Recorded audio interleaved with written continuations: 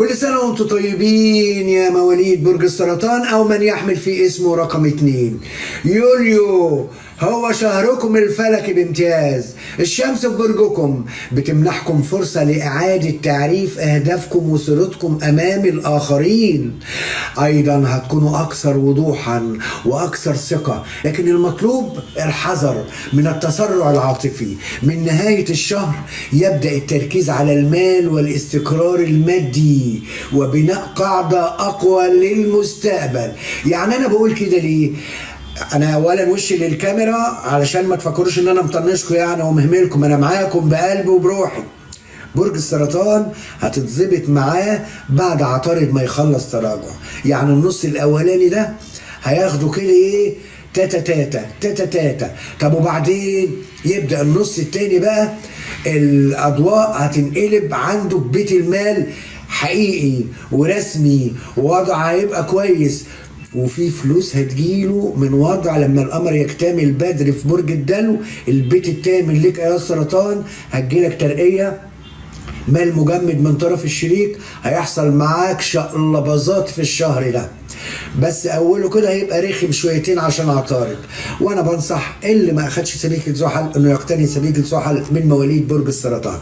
طيب، ولادة الهلال في برجك أيها السرطان يوم 14 يوليو في الدرجة 21، البيت الأول بالنسبة لك في منزلة الطرفة، وانا هقولها لك وش كده زي ما عندي منزلة سعد السعود اللي القمر هيكتمل فيها منزلة سعد، وبنقول منزلة سعد برضو لما نيجي عند منزلة الطرفة نقول منزلة نحس. خلاص نبقى فاهمين، يعني هنضحك على بعض ولا نقول الحقيقة؟ طيب، إني عودتكم على الصراحة ولكني أرفض الوقاحة، الله يرحم السادات. منزلة الطرفة دي من الدرجة 12 للدرجة 25 بالنسبة لك أيها السرطان، ودي بتعتبر من أهم أهلة السنة.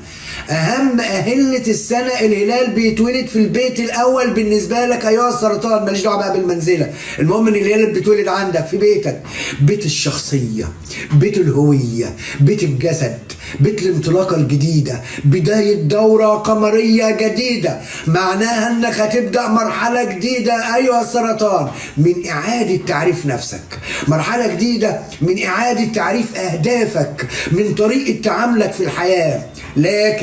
لكن وجود الهلال في منزلة الطرفة بيضيف طابع المراجعة، مويل ومراجع، بيضيف طابع التأني والتمهل أكثر من الاندفاع. وماله، ما تريث أيها السرطان، تريث أيها السرطان خلال النص الأولاني بس من الدورة القمرية دي.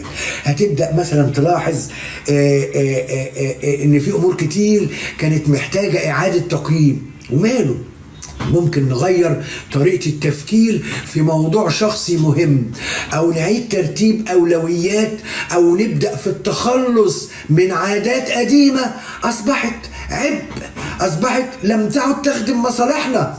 الطرفة في التراث الفلكي ارتبطت بالتأخير وارتبطت بكشف الأخطاء المستخبية، لذلك ممكن تظهر لك شوية حقائق أو تفاصيل أنت كنت غافل عنها في الشهور اللي فاتت ديت.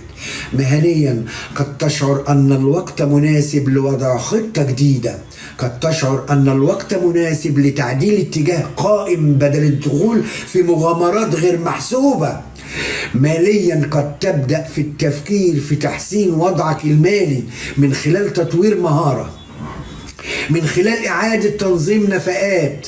عاطفيا الهلال في برجك يجعلك أكثر حساسية، وانت حساس خلقة لمشاعرك الحقيقية، وانت المشاعر عندك مشكلة، أكثر رغبة في التعبير عن المشاعر دي.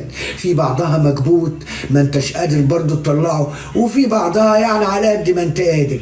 لكن أنا بطلب منك هنا حاجة، عدم اتخاذ قرارات مصيرية تحت تأثير المزاج اللحظي، مش على مودك، مش عشان انت متنرفز تاخد قرار وحش، لا تريش شوية.